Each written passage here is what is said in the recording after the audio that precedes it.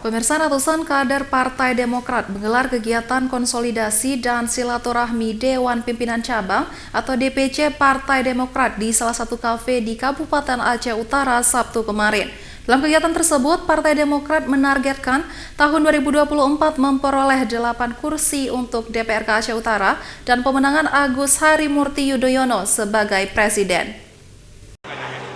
Untuk menjalin silaturahmi sesama anggota partai, ratusan kader Partai Demokrat Dewan Pimpinan Cabang atau DPC Partai Demokrat Kabupaten Aceh Utara menggelar kegiatan konsolidasi. Kegiatan konsolidasi dan silaturahmi dilakukan sebagai pemanasan karena sudah memasuki ke dalam tahap politik sebagai persiapan dini menghadapi pemilu tahun 2024 nanti. Ketua Dewan Pengurus Daerah Partai Demokrat Muslim mengatakan, kegiatan hari ini merupakan silaturahmi dan konsolidasi internal Partai Demokrat khususnya di Aceh Utara.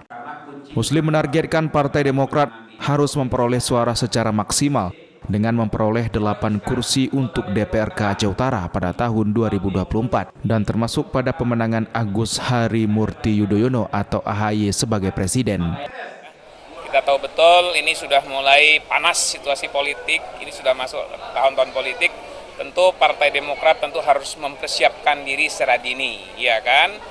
Karena kurang lebih sekitar sebulan yang lalu DPC Aceh Utara sudah menerima SK, yaitu melalui Pak Haji Tantawi ditetapkan menjadi Ketua DPC Partai Demokrat Aceh Utara.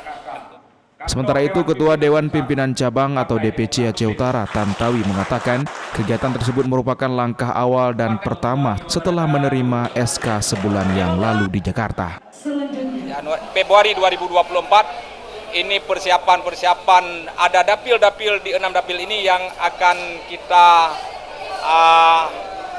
cari kursi lebih dari satu. Artinya ada 2 dapil di Aceh Utara yang akan mendapatkan kursi lebih dari satu. Sehingga kita punya 8 kursi dan ini modal untuk mencalonkan kepala daerah. Tantawi menambahkan selaku Ketua DPC harus memberikan bukti kepada Partai Demokrat bahwa visi dan misi untuk mendapatkan 8 kursi dari 45 kursi di Aceh Utara. Dari Kabupaten Aceh Utara, Armia Jamil, iNews melaporkan.